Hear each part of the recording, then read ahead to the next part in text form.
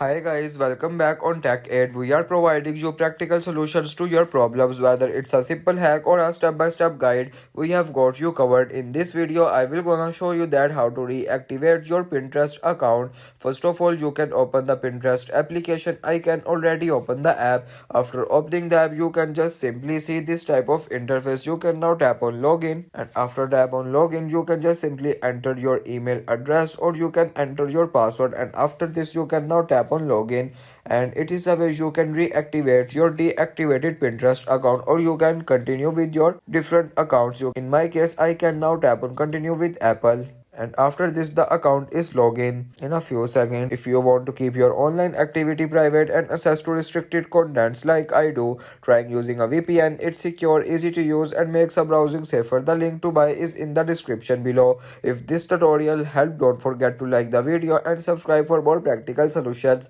Got questions or need extra help, drop a comment below and we will be happy to assist. See you in the next one. Thanks for watching.